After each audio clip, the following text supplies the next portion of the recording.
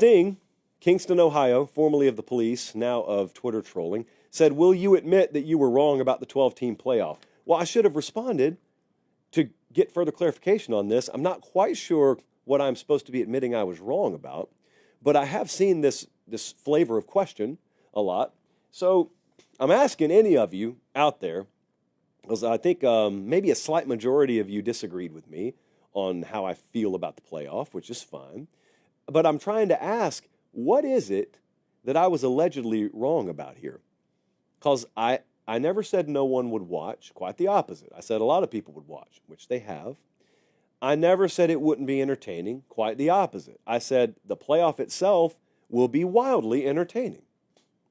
I'm mentioning this because I was against playoff expansion. If you're new to the show, for many different reasons, I was against playoff expansion. And so we're here and we have it, and I've been to a playoff game every round. It's been entertaining. People have problems with the format. I do as well. That was easy to see coming, I thought. But I'm trying to figure out, what was I wrong about? So the best I could tell, the most familiar theme throughout the past, I don't know, few days after this last round has been, I've had several people come at me and say, oh, you were wrong about the playoff because, you didn't want it expanded. You said the 4-team playoff was just fine. I said, what evidence are you coming at me with? And they said, well, 2 teams that would not have even been in the 4-team playoff are playing for the national championship.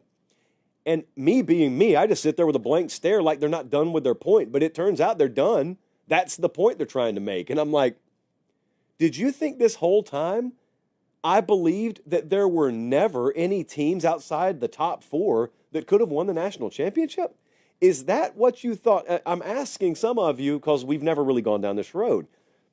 For people like me who did not want college football playoff expansion, for people like me who really believed that the regular season would provide the correct 4 teams and the committee would get the right 4 teams most of the time, and I'd be fine with it, did you think I meant that the committee would never exclude any team that would have been capable of winning at all?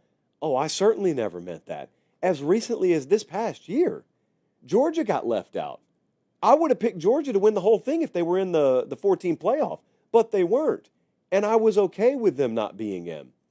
It is not about the best / most talented or capable team, whichever adjective you want to use here.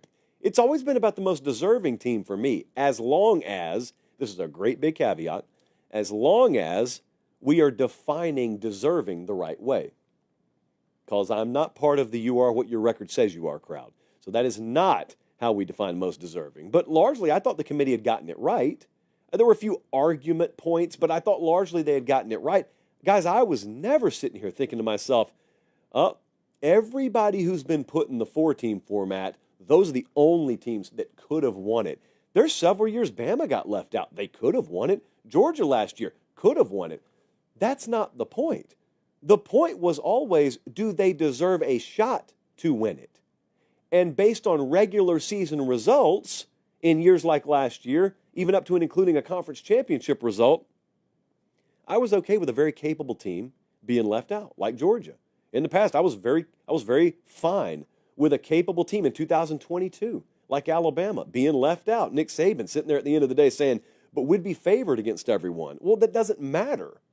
That's me. I'm the one who puts out a power rating every week. And I'm telling you, I don't care who you'd be favored against. You lost games. So your resume doesn't stack up. You don't have one of the 4 best resumes. It's not that you wouldn't be capable. Oh, Alabama would have put up a much better fight than TCU did, but they didn't deserve to be there.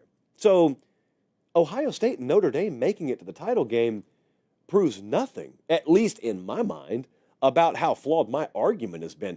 I've always said, you're only giving a 3rd shot to a team like Ohio State. This is kind of bleeding into the other point. The other point has been that there is a small but very vocal crowd that believes I'm against teams getting a shot, that I'm against teams being given an opportunity. And it's always a Boise.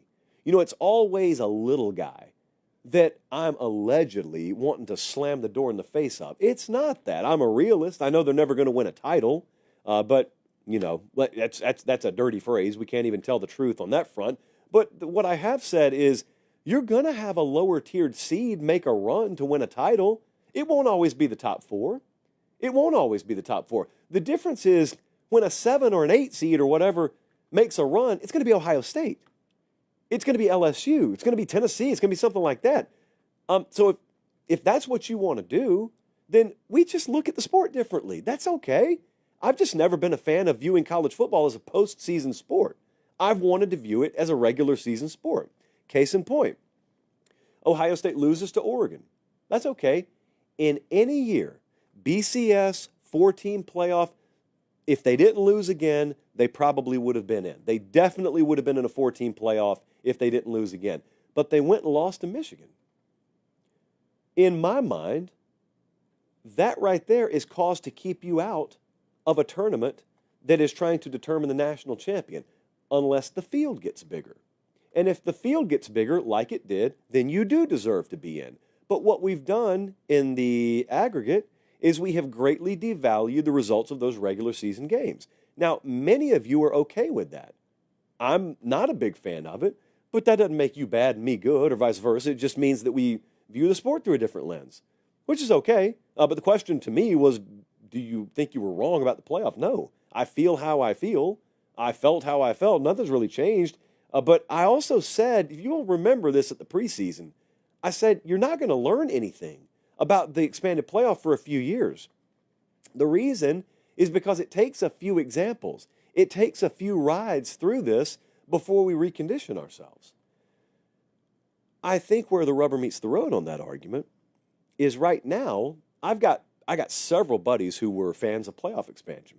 And they've hit me up throughout the season, and they keep saying, how can you deny that we're having a great college football season? I said, I can't deny it. It's a great season.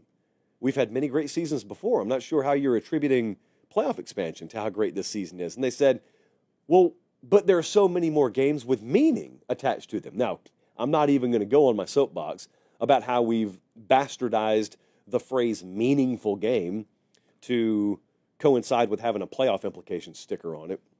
But believe it or not, kids, once upon a time, you didn't need the playoff implications to have a meaningful game. But I'm not even going down that road. I'll save my breath for another show for that argument. But I've had many tell me, oh, man, look at how many more meaningful games we've had this year.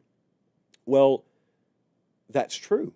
That's true. There was a tension on some games this year down the stretch that was magnified, or amplified rather, because postseason access was on the line. The reason I have said you haven't immediately learned anything about that is because you haven't reconditioned your mind to understand what the expanded playoff era is.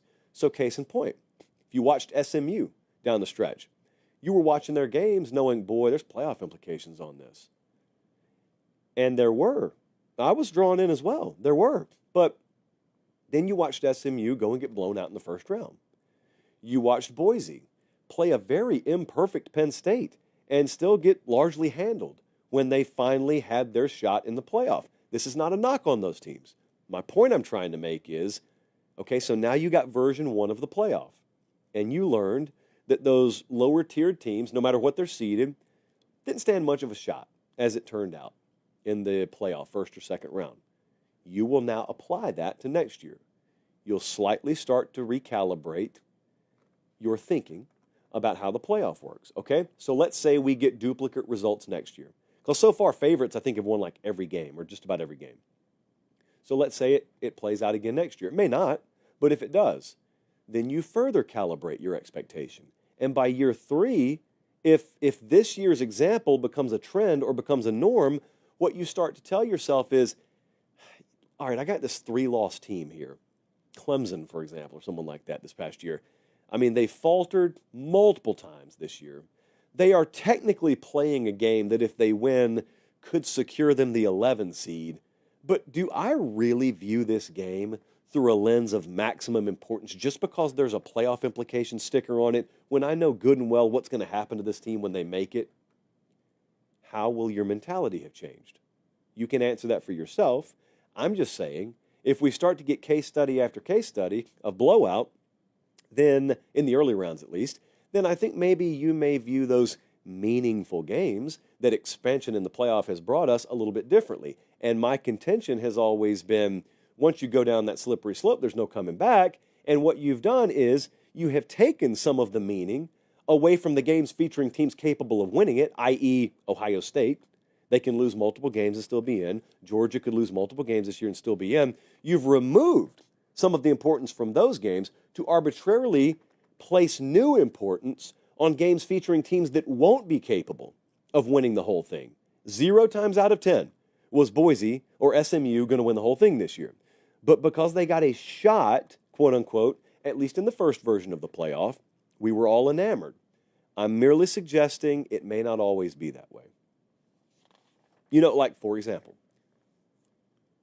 if it's 20 degrees outside and you walk outside for 5 seconds, it's not a big deal. You walk right back inside, you're good. You don't even have to have a shirt on.